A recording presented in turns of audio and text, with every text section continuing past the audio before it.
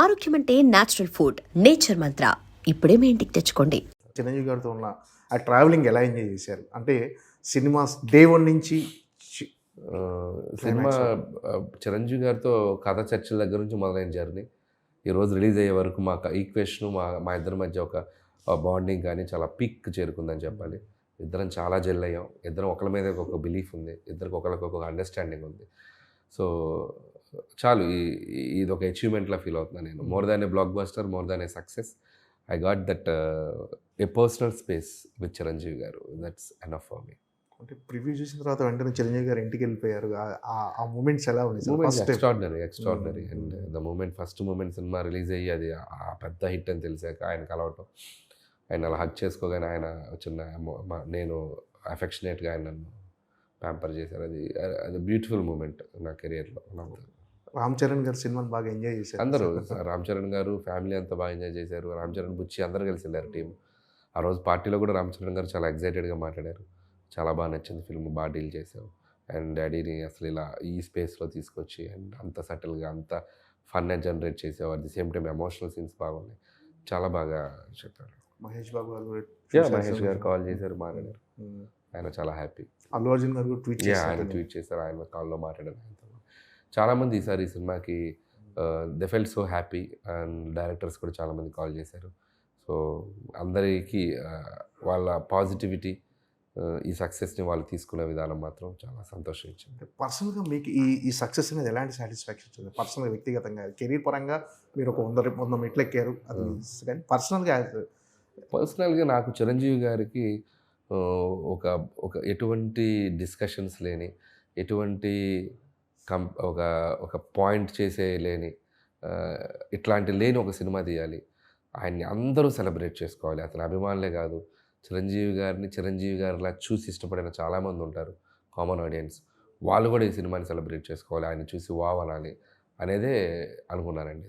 That is the only thing I felt and అదే execute చేశాను. ఈరోజు అదే నాకు ఒక సూపర్ ఫీలింగ్, అంటే ఈ సినిమా తాలూకు మాత్రం. అండ్ అందరికీ మళ్ళీ ఒక మన చిరంజీవి గారంటే ఇది అనే ఇంకొక టైప్లో పరిచయం చేయగలిగాను. అది ఈరోజు అందరికీ రీచ్ అయ్యింది. So that is the most happiest thing. సరే, అంటే అనిల్ రావుపూడి సినిమాలంటే ఎంటర్టైన్మెంట్కి ఒక బెంచ్ మార్క్ క్రియేట్ చేశాయి. అంటే మీరు కూడా అంటే ఈ సినిమా సంక్రాంతికి వస్తున్నాం కంటే బెటర్గా ఉండాలి, అంతకుమించి నెక్స్ట్ సినిమా అంతకుమించి బెటర్ ఎంటర్టైన్మెంట్ ఉండాలి. ఈ జర్నీ అంత టఫ్ అనిపిస్తుందా సార్? ఏంటి ఎప్పటికప్పుడు మళ్ళీ ఆడియన్స్ నమ్మించడం, అంటే ఇప్పుడున్న రోజుల్లో ఆడియన్స్ నమ్మించడం చాలా టఫ్ జాబ్ సార్. అంటే వాళ్ళకి చాలా వినోద సాధనాలు ఉన్నాయి, టీవీలో కానీ సీరియల్, ఇవన్నిటిని ఓవర్కమ్ చేసి మీకు ఒక టికెట్ కొనుక్కొని థియేటర్కి వచ్చి నవ్వటం అంటే మీరు ఖచ్చితంగా చాలా హార్డ్ వర్క్ చేయాలి. ఏం సార్, టఫ్ అనిపిస్తుందా లేకపోతే ఈజీ? అంటే ఈజీ ఏం కాదు. ఇప్పుడు ఏ సినిమా అయినా, ఏ కథ అయినా ఎవరు రాసినా కూడా చాలా టఫ్గానే ఉంటుంది. అది ఐడియా జనరేట్ అవ్వాలి, దాన్ని ఒక 2-3 నెలలు కూర్చొని దాని మీద టైం స్పెండ్ చేసి దానికి అద్భుతంగా తయారు చేయాలి. ప్రాసెస్ టఫ్గానే ఉంటుంది, బట్ ఎనర్జీ ఈజ్ పాజిటివ్గా ఉంటుంది. ఎందుకంటే ఇంతమంది ఆడియన్స్ మన సినిమాని చూసి సెలబ్రేట్ చేస్తారని ఒక ఎనర్జీ మనల్ని ముందుకు తీసుకెళ్తూ ఉంటుంది. సో ఆ ఎగ్జైట్మెంట్ వాళ్ళు ఇవ్వబట్టే మేము అద్భుతంగా పని చేయగలుగుతున్నాను. సో క్రెడిట్ అంటే వాళ్ళకే ఇవ్వాలి నేను. సో వాళ్ళ రిసీవింగ్ లేకపోతే నా సైడ్ నుంచి వర్క్ అంత బాగా హ్యాపీగా చేయలేను నేను. సో ఆ రిసీవింగ్ ఉంది కాబట్టే సో ప్రతి సినిమా టు సినిమా నన్ను నేను మార్చుకోవడానికి, ఏదో ఇంకోలా ట్రై చేయడానికి, ఈ హీరోతో ఇలా చేద్దాం, ఆ హీరోతో ఇలా చేద్దాం, చేసినట్టే మళ్ళీ చేయొద్దు, చేసిన గెటప్పే మళ్ళీ వద్దు, చేసిన క్యారెక్టరే మళ్ళీ వద్దు, ఇలా 1-4 అనాలిసిస్ చేసుకుంటూ వెళ్తాను. ఎందుకంటే ఆడియన్స్కి సేమ్ చూపిస్తే ఆ బోర్ ఫీల్ అయ్యే ప్రమాదం ఉంది, చూపించిన సినిమానే చూపించాడనే ప్రమాదం ఉంది. సో అవి కేర్ తీసుకుంటాను. సో అందుకే ఈసారి సీక్వెల్ చేయకపోవడానికి కూడా కారణం అదే. ఎందుకంటే మళ్ళీ అవే క్యారెక్టర్స్ ఆడియన్స్కి ఇంకొక ఫ్రెష్ కథ ఏదైనా చెప్దాం అనే ఒక ఫీలింగ్లో ఉన్నాను. ఈ 9 సినిమాల్లో మీకు బాగా కష్టపడిన కథ కానీ, అంటే ఎక్కువ టైం తీసుకున్న కథ ఇది సార్? అంటే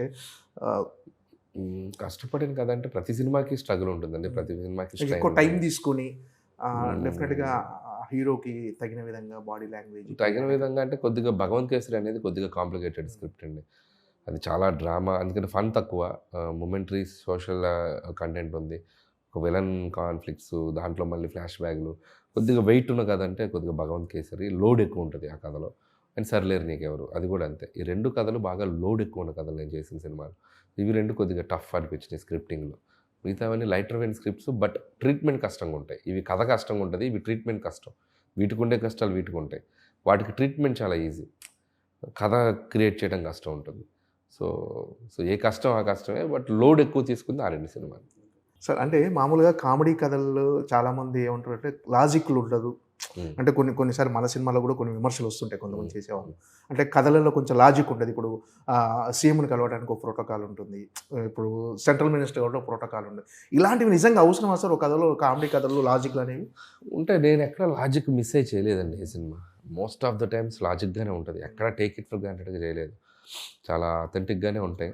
ఒకటి రెండు చిన్న ఏదైనా ఉంటే ఫన్ కోసం అడ్వాంటేజ్ తీసుకుంటాను తప్ప మేజర్గా కూడా ఎక్కడ ఇది చేయలేదు. సంక్రాంతిలో కూడా అంత కామెడీ సినిమాలో కూడా ప్రాపర్ సీఎంలు అలా పెట్టినా కూడా ప్రాపర్గానే ప్రోటోకాల్గానే తీసుకెళ్ళాం, ఎక్కడ అంత ఈజీగా చేయలేదు.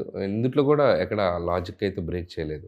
మోస్ట్ ఆఫ్ ద టైమ్స్ 90% కరెక్ట్గానే వెళ్తాం. ఇంకా ఏదన్నా ఒకటి రెండు చోట్ల అంటే ఫన్ కోసం మిస్ అవుతాం. అంటే జనాలు ఎంటర్టైన్ చేయడమే లక్ష్యంగా ఉన్నప్పుడు చిన్న లాజిక్ అవి ఆటోమేటిక్గా ఫ్లోలో వెళ్ళిపోతాయండి స్టిల్. బట్ మనం టేక్ ఇట్ ఫర్ గ్రాంటెడ్గా చేయకూడదు తప్పులు, అవి కూడా నేను చేయను.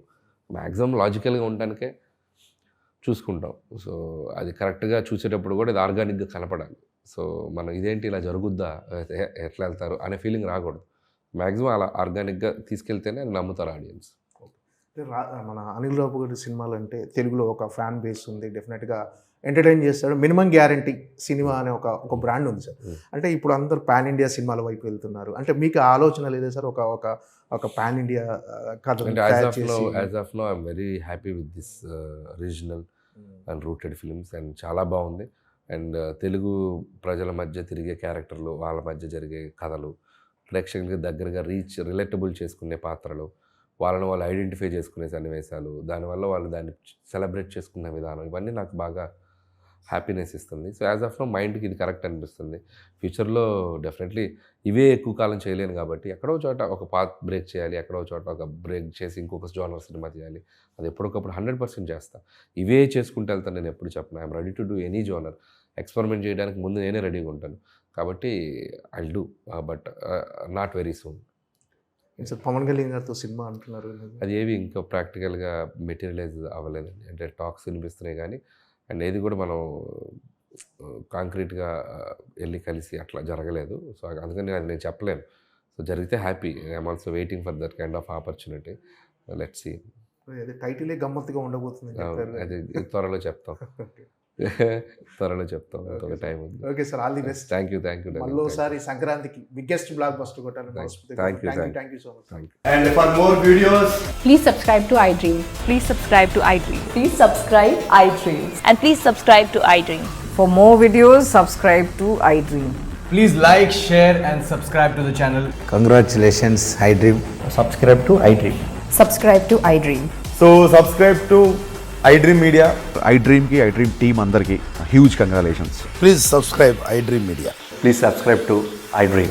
Subscribe iDream. Please subscribe to iDream.